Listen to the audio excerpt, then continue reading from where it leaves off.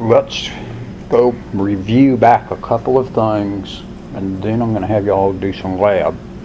But all of y'all need to be paying attention. So I shouldn't see anybody sitting there doing stuff on phone, computer, or talking to each other. First thing, you used test out this semester. How many of you have taken 1135? Taking them out. Okay, 2 of you are taking it now. Okay. Test out is used in both courses. So those 2 people did not have to buy 2 books for the 2 courses this semester, or 2 codes. Because when you take 1135, you're going to do the rest of the materials in this class. So if we look at assignments,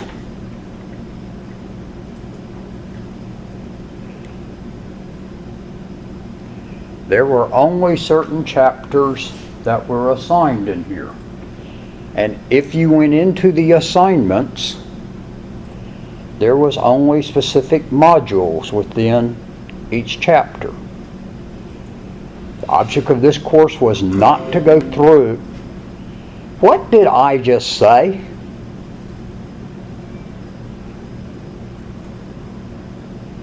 Should not be anyone on telephone or computer. Y'all should be listening to me. It was me.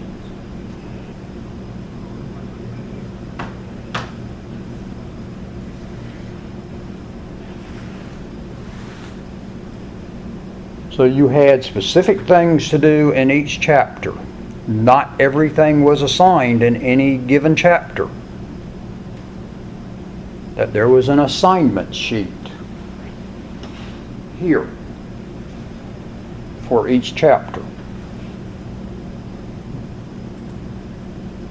And it told you specifically what was to be done.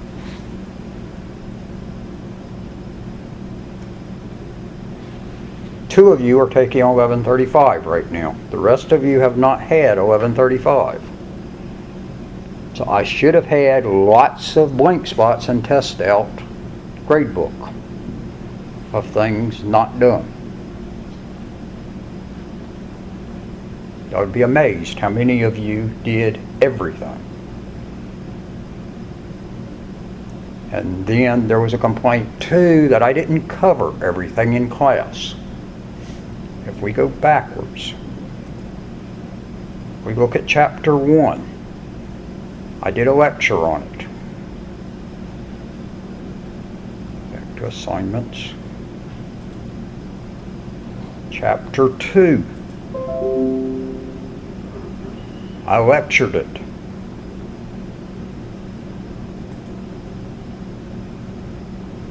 Three. And sometimes I do forget to record lectures. 3 was covered. Both this year and last year. Y'all got last year's lectures also available to you, which are slightly off from what you were doing, but because they changed the course slightly. 4 lectures.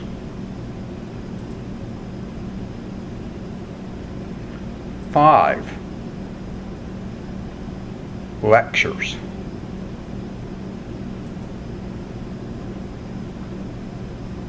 6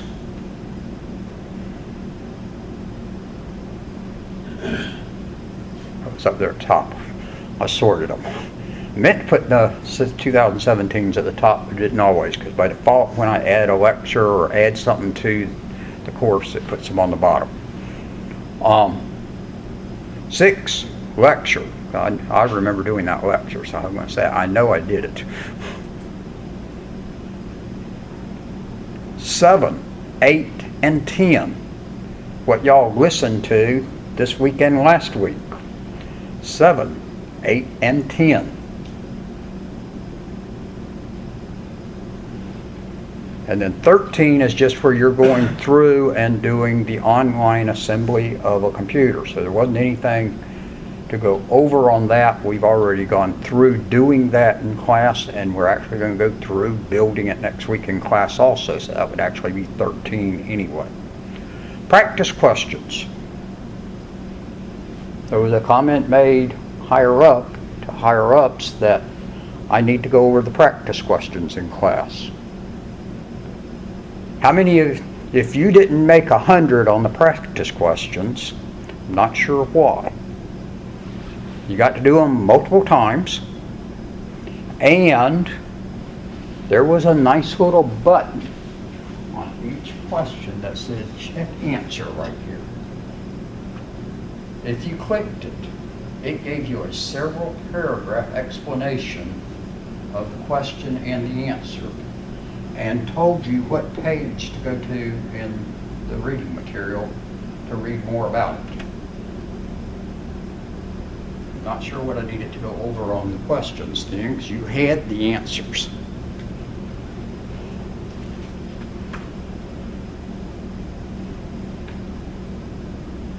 But you had all of those to do. Some of you did a whole lot more work than you needed to do. And in any class, what's in the textbook may not be all covered in the class. Because what needs to be covered in that class, and finding a textbook that covers the stuff well and also covers the same type stuff, is going to be exceedingly hard. Having written 2 textbooks, one of the things the editors tell you is not just to put in the book of what you would teach in the class, but to add 20% more material. And the COBOL textbook I wrote it from teaching in class. It was actual materials I used in class and I developed a book from it. I added more stuff to it, but I did not teach that stuff in class, so if I had have used that book actually after it was published, although I used all the draft materials, I would not have had the students cover everything in that book, because it was above and beyond what they needed in the class. But some other instructors were interested in teaching some different things than what I taught, so that was the extra things I had in there. Was for what some others think should be taught versus what I think should be taught. In our case, there's also the bit of there are state standards out there. Your syllabus. I don't know if any of y'all have paid any attention on it, but every one of your syllabi, I'll get the correct grammar there, has a section down here called Course Competencies and Objectives.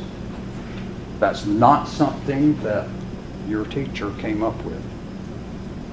That is what the state says is to be taught in this class. Everything that's listed there with a number is required. Items under it is the way to teach on it. And those are the things the state says has to be taught in this class.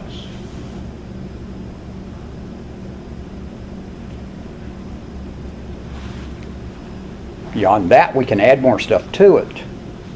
It depends on the school and the teacher. In the case of this class, it's a class that was developed by some others at the other campus that said, here's the things we're going to teach.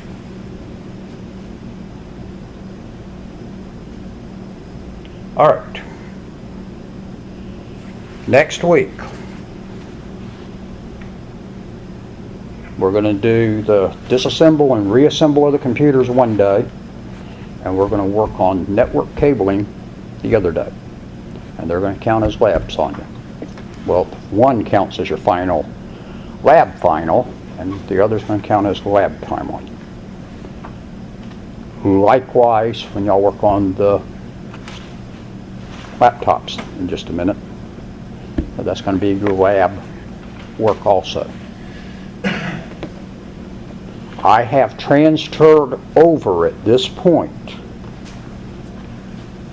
I had transferred through Chapter 6 last week, because that's where we were at, because 7, 8, and 10 were this week and next week.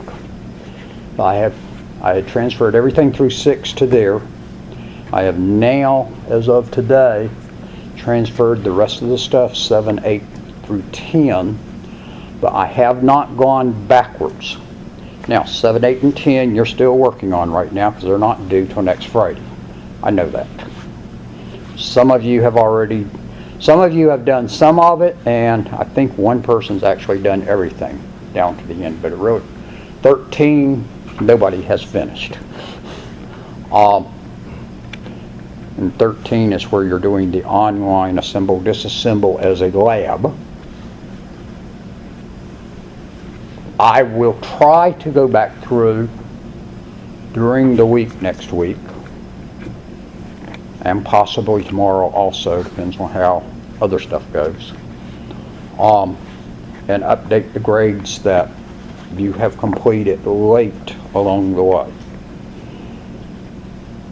But I'm not going to go through that every day and be updating it, because I have to sit there and look at each column, and there's a ton of columns out there for y'all.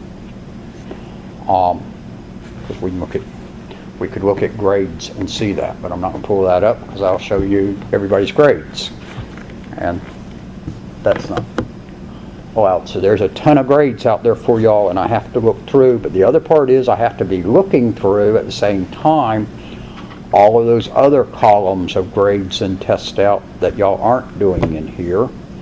Some of you have done non-assigned, and 2 of you have been doing assigned.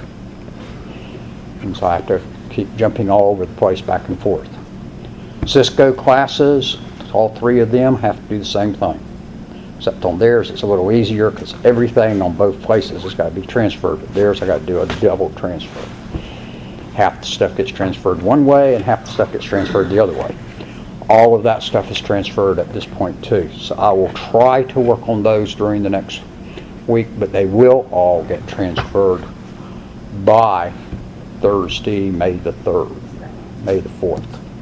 Because Friday morning, May the 5th, I have to turn in grades. Your final in here will be in class next Wednesday. Okay? At normal time. Any questions on all of that? All right. Now,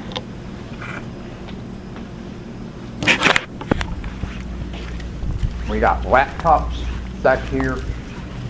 They're not new laptops. They weigh a ton. Because they're somewhere 8, 9 years old or something.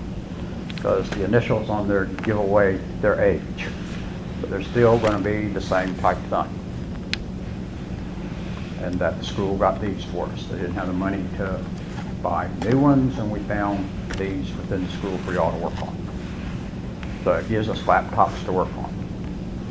If you're out there doing computer repairs, you're not going to be doing repairs on the newest computers. You're going to be working on older equipment. Brand new equipment doesn't fail, and number 2 is still under warranty for, in a lot of cases, for the first year or whatever, so they're going to send it back to the manufacturer or take it back to the store where they bought it at to get it fixed. You fixing them is going to be older stuff. Okay? Sort of just like if you go buy a new car, you're not going to take it to one of the regular garages down the road for the first year or a couple of years. Where are you going to take it? Back to the dealership where it's covered under warranty and doesn't cost you anything to get fixed. So people working at the new car dealership work on new cars. Everybody else is working on cars that are several years old at least, or putting lots of work into my 15, 16-year-old car. The older they get, that's when computers and cars start needing repairs. So they do weigh a good little bit. So when you go to pick it up, don't expect it to be a tablet. Okay? Yeah, it weighs. It's got all of the entry spots on the back like most of them do, but I told y'all before, some laptops now have a sealed back. And the only way you can get to any of the stuff that we're going to go to You got to take the keyboard out and go in from the top. Okay? My laptop, my personal one, happens to fall into that category. Okay?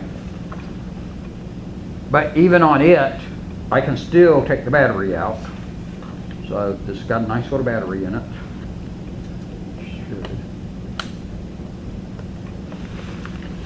Theoretically, it will come out.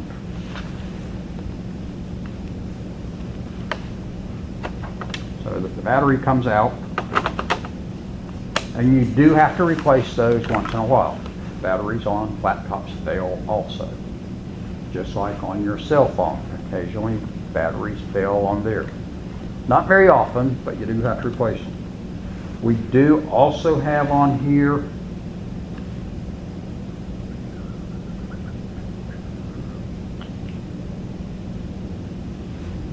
labeling, and they don't have it labeled. All right, you've got a couple other spots to open.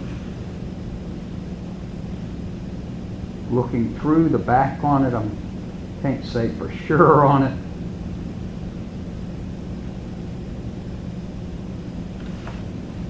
This should be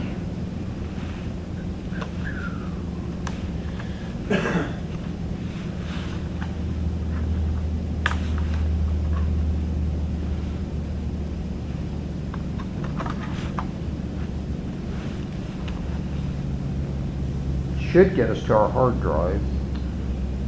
I don't see anywhere else. And this should get you to the memory.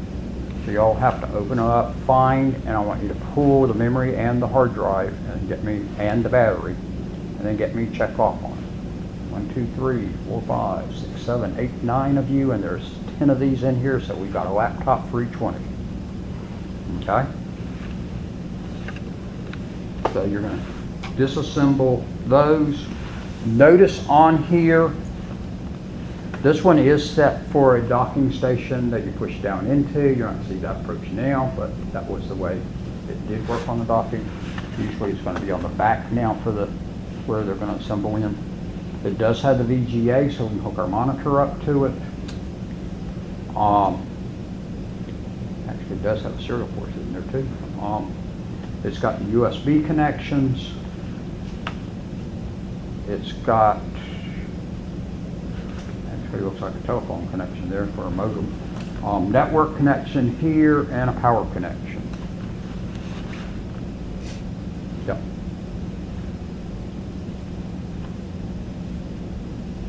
So you've got a number of different things, and then you can slide your some other things into here too. So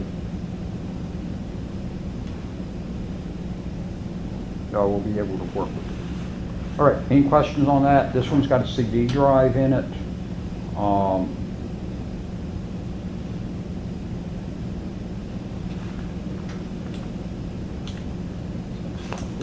Actually get away with putting it out of here. So, you can pull that one out. huh? You can pull it. You can pull the whole drive out. I was going to say, we should be able to pull it out of there. Yeah. Yeah. Right. So take the CD drive out too. So y'all got 4 things to do. Memory out, CD drive, hard drive, and the battery. And then get me to check you off on that when you get that done. Doing separately. Y'all can all work on this separately. You will have to share tools a little bit between yourselves, because I think we only got 1, 2, 3, 4, 5, 6.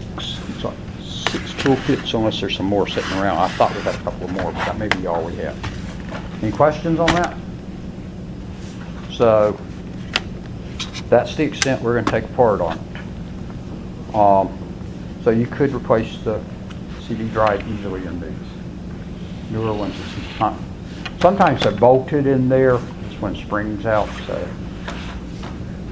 you just have to look at every machine differently on everything, including the desktops. Different things work around differently on them all. If you haven't figured that one out by now. Commonality. All right. Any questions on that?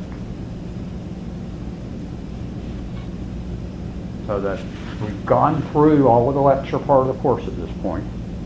And when I did the lectures, I did have the outline of what the chapter was supposed to be covering up there. But I told you places where I had disagreements with the materials, with the test out materials, or told you where in some cases their material was old.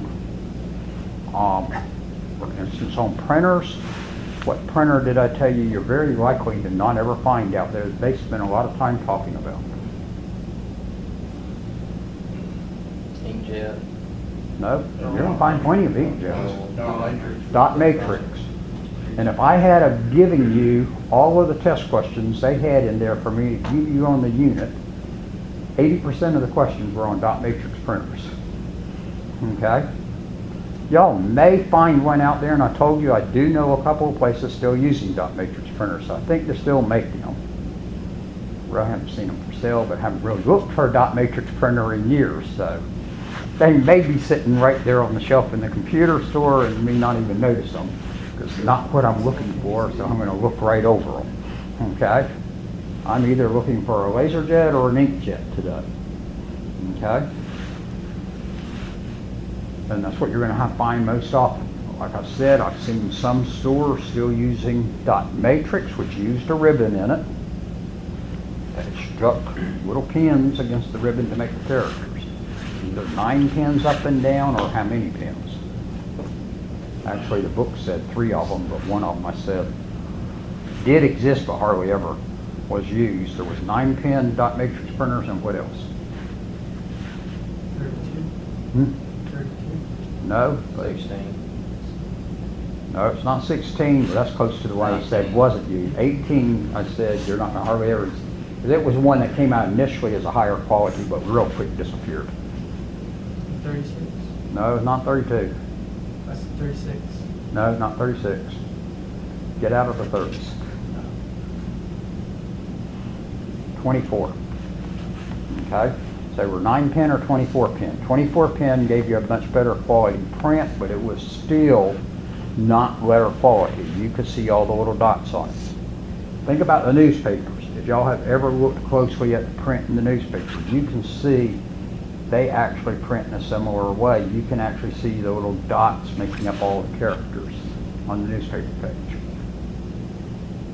Actually, if you go out and look at billboards too, you can see that on them too, because they're rather good sized dots if you get up close to one, but y'all probably haven't been up close to a billboard. Okay? That's working the same way on it. Inkjet's really working the same way, but it sort of smears it all together, so the quality's there. Which one's going to give you the best quality print? No, not the Laser. Laser. Okay. Higher quality. Laser's going to give you the top quality. Okay. Inkjet can give you real good quality, but you're going to get to the best off of the laser. The other part is normally your inkjet's water soluble, although you can get non-water soluble inks, but they cost a whole lot more. The laser, how did it put it on there? It melted it on there, right? So you don't have to worry about water doing anything to it. But laser really is supposed to be the best quality. Although there is some quality differences on that, so if you've got a real cheap laser, you might be able to get an expensive inkjet out to it. It depends on that toner you put in there, how fine it is. The book continuously tells you to clean up laser stuff with a vacuum cleaner. I would advise you to be very careful on that one. It tells you to use an anti-static vacuum cleaner. The anti-static is good. Okay? Vacuum cleaner for cleaning up toner is not a real good idea unless you've got bags on that vacuum cleaner that are going to catch real fine stuff, or what you're going to do is you're just going to spray it right through the vacuum cleaner. Okay? That's going to come right out the back of the vacuum cleaner. So you got it out of the printer, but now you got it somewhere else, probably on yourself for one thing. and along with the wall and whatever else. Damp cloth is probably going to do you better. Just make sure the machine's turned off and unpowered. Okay? I didn't say wet. I said damp, because it will grab the toner for you.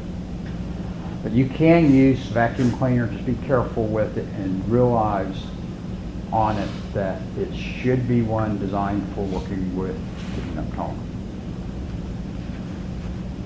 Because if y'all ever vacuumed in your house or whatever, sometimes, depending on what you're vacuuming, sometimes you've watched it come right out of the vacuum cleaner at home. Agreed? That when you go to clean up certain real fine dust, it didn't do real good. It made a bigger mess. So be careful on that one. Okay? So hopefully y'all gotten a good bit. All right, come get yourself a laptop, get a set of tools. Most of y'all are all sitting where y'all can go sit down or whatever and share a set of tools between the 2 of you or 3 of you and just sit there and work. Pretty much all you're going to need is the small Phillips, which I've got in my hand that was laying right here from some kid, who knows where. So somebody take a Phillips screwdriver with you.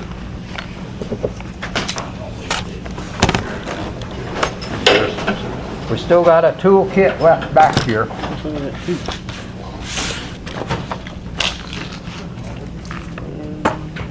As William sits there and tries to decide which one weighs more to take the heaviest toolkit. Or the lightest one, I'm not sure what he's looking for.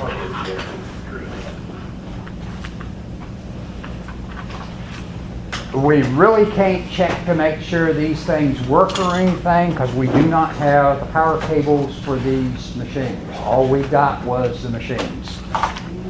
Okay? So if you mess stuff up in them, we'll never know stuff was messed up in it because we can't start it up and find out. Okay? You got them all.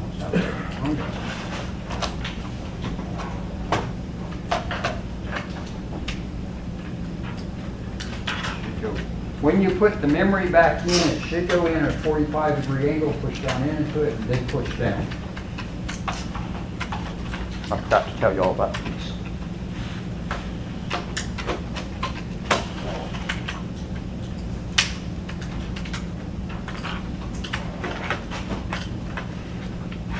I'm going to go in one way.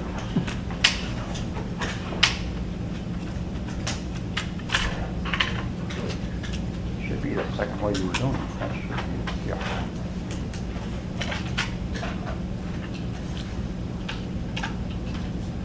Wait a minute, did you take the hard drive out? Yeah. Okay. Yeah. Okay. In this case, the hard drive is real easily accessible, just like the CD. Most of the time, you're going to take the hard drive out like y'all are taking out the memory, that you got to take the flap off, and then you'll unscrew it, and there will be probably 5 or 6 screws holding the hard drive down in most machines. I think I may have an older one still that's sitting at home that I can.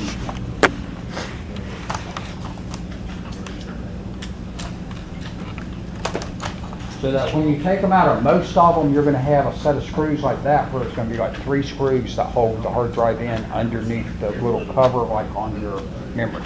All right, once y'all get those done, and I check it off with you, we'll call it a day for you, unless you got questions. Anybody got questions for me today?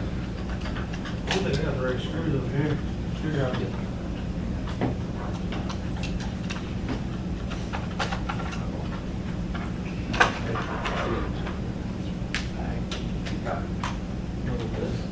That's it?